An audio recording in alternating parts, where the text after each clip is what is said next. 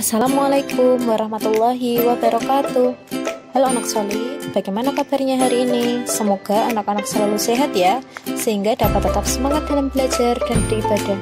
Hari ini kembali lagi belajar bersama Bu Guru dalam pelajaran sejarah dan kebudayaan Islam. Tetapi sebelum belajar kita berdoa dulu, supaya ilmu yang kita pelajari berkah dan bermanfaat.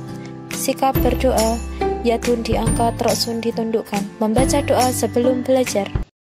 Doa sebelum belajar. Bismillahirrahmanirrahim. Rabbi zidni ilma warzuqni fahma. Artinya, ya Allah, tambahkanlah ilmu pengetahuanku dan berilah aku kepahaman. Amin. Nah, jika di minggu sebelumnya kita telah belajar mengenai materi keperwiraan Nabi Muhammad SAW, di minggu ini kita akan belajar tentang materi pembinaan masyarakat Madinah. Silahkan anak-anak buka buku paket SKI-nya di halaman 23. Sudah dibuka semua ya?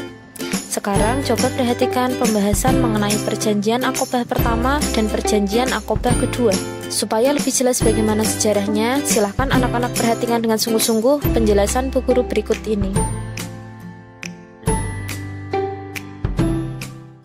Pada awal tugas kenabian Rasulullah, gangguan dan penyiksaan dari para kaum kafir Quraisy di Mekah semakin merajalela. Nabi Muhammad dan umat muslim selalu dijadikan bahan ejekan, dihina dan ditindas, serta dicari-cari kelemahannya. Karena itulah, Nabi Muhammad beranggapan bahwa kota Mekah tidak lagi dapat dijadikan sebagai pusat dakwah. Kemudian Nabi Muhammad mulai mengunjungi berbagai negeri seperti Taif. Namun, beliau juga dimusuhi di sana, sehingga tidak dapat berdakwah. Nabi Muhammad kemudian menyampaikan dasar-dasar akidah Islam dan mengajak untuk masuk Islam kepada para pendatang di Mekah ketika musim haji tiba. Selain itu, beliau juga menyampaikan penderitaan dan siksaan yang dilakukan oleh kaum kafir Quraisy terhadapnya dan para pengikut-pengikutnya. Dan akhirnya ada dua suku yang mau menerima ajakan Nabi Muhammad, tetapi mereka belum bersedia melindungi Nabi Muhammad karena masih ada permusuhan di negerinya. Keduanya adalah suku Aus dan Khazraj yang berasal dari Yathrib. Yathrib adalah nama lain dari kota Madinah, dan penduduknya disebut juga dengan kaum Ansor yang terdiri dari suku Aus dan suku Khazraj. Mereka disebut sebagai kaum Ansor karena telah menerima dan menolong orang-orang Mekah yang berhijrah ke Madinah. Mereka menerima ajakan Rasulullah karena telah memahami ajaran Tauhid dan juga seringkali mendengar cerita tentang Rasulullah dari orang-orang Yahudi. Jumlah orang Yathrib yang masuk Islam sebanyak 6 orang, dan ini menjadi awal dari banyaknya penduduk Yathrib yang bersedia untuk masuk Islam. Sejarah perjanjian Aqobah mendapatkan namanya dari Bukit Aqobah yang dijadikan sebagai tempat baiat kepada Nabi. Baiat berarti perjanjian atau ikrar yang diucapkan oleh seseorang untuk bersedia menerima dan sanggup memikul atau melaksanakan sesuatu yang telah dibaiatkan atau diikrarkan kepadanya. Perjanjian Aqobah menjadi tanda akan berkembangnya Islam di Yathrib atau Madinah. Perjanjian Aqobah dibagi menjadi dua berdasarkan dua peristiwa yang berbeda. Berikut penjelasannya. Perjanjian Aqobah pertama. Pada tahun-tahun setelahnya, tepatnya pada tahun ke-12 setelah kenabian, sejumlah 12 orang jamaah haji dari Yathrib bertemu dengan Rasulullah dan menyimak dakwah beliau. Mereka menyambut dengan baik sehingga mereka menyatakan keislaman dan melakukan baiat kepada Rasulullah. Pertemuan itu terjadi di Bukit Aqobah dan mengadakan persetujuan untuk membantu Nabi Muhammad dalam menyiarkan agama Islam. Perjanjian ini kemudian dikenal sebagai Perjanjian Aqobah pertama, yang isinya antara lain: pertama, menyatakan kesetiaan kepada Nabi Muhammad, rela mengorbankan harta dan jiwa untuk menyebarkan agama Islam. Yang kedua, tidak akan menyekutukan Allah Subhanahu wa Ta'ala. Dan yang ketiga, menyatakan tidak akan mencuri, tidak akan membunuh, tidak melakukan perbuatan curang, dan tidak berdusta. Sebagai strategi mengembangkan Islam di Yathrib, Nabi mengirim seorang sahabat yang pandai membaca dan sangat bersemangat dalam menyiarkan agama Islam, yang bernama Mus'ab bin Umair, untuk bergabung dengan rombongan yang pulang ke Yathrib. Tugasnya untuk menyebarkan ajaran Islam di sana dan membantu penduduk Yathrib yang telah menyatakan keislamannya. Mus'ab kemudian menjadi guru mengaji di Madinah dan sebagai imam dalam sholat. Karena suku Aus dan Khazraj telah lama berselisih, sehingga mereka tidak mau salah satu dari mereka menjadi imam. Perjanjian Aqobah kedua. Sejarah perjanjian Aqobah kedua terjadi pada tahun ke-13 setelah kenabian yang dilakukan oleh Nabi Muhammad terhadap 73 orang yang datang dengan tujuan hendak melaksanakan ibadah haji. Mereka juga menyampaikan pesan dari penduduk Yathrib agar Rasulullah bersedia datang ke Yathrib untuk memberikan pengajaran Islam secara langsung.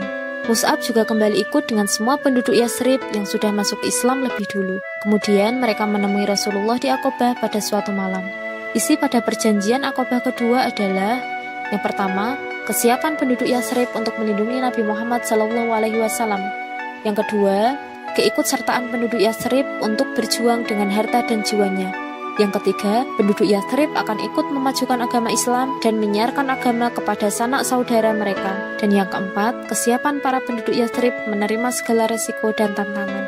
Setelah melakukan baiat, Nabi Muhammad kembali ke Mekah untuk terus berdakwah, tetapi tetap diganggu oleh kaum musyrik. Kemudian, Nabi memerintahkan untuk hijrah ke Yathrib, baik sendiri maupun berkelompok. Mereka kemudian berhijrah dengan diam-diam agar kaum musyrik tidak mengetahui kepindahan tersebut.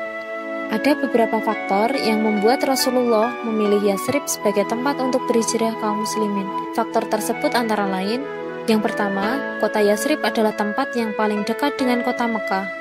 Yang kedua, Rasulullah telah memiliki hubungan baik dengan penduduk Yathrib sebelum diangkat menjadi nabi. Yang ketiga, Nabi sudah mengenal penduduk Yathrib sebagai orang-orang yang memiliki budi pekerti yang lembut dan sifat-sifat yang baik. Dan yang keempat, hijrah merupakan keharusan bagi Nabi sendiri karena mendapat perintah dari Allah Subhanahu wa Ta'ala. Setelah pelaksanaan perjanjian Aqobah selesai, Nabi kemudian menunjuk 12 orang untuk dijadikan sebagai pemimpin dalam rangka melaksanakan isi baiat yang telah diikrarkan sebelumnya.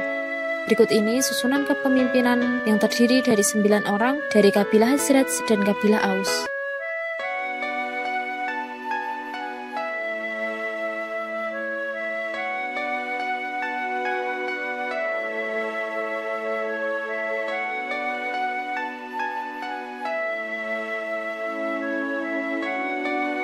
Sabda Rasulullah kepada para pemimpin tersebut menyatakan bahwa mereka semua adalah penjamin sebagaimana golongan Al-Hawariyun yang menjamin Isa bin Maryam. Dan Nabi Muhammad adalah penjamin para umatnya, dan dijawab oleh mereka semua dengan suara bulat persetujuan. Maka dalam perjanjian Aqobah mendatangkan jalan baru untuk memperoleh kemenangan dengan bantuan rakyat Yathrib dan perlindungan dari mereka. Maka setelah itu Nabi memerintahkan sahabat-sahabatnya untuk hijrah ke Yathrib supaya terbebas dari gangguan kaum kafir Quraisy. Alhamdulillah, materi perjanjian Aqobah pertama dan kedua sudah kita bahas bersama.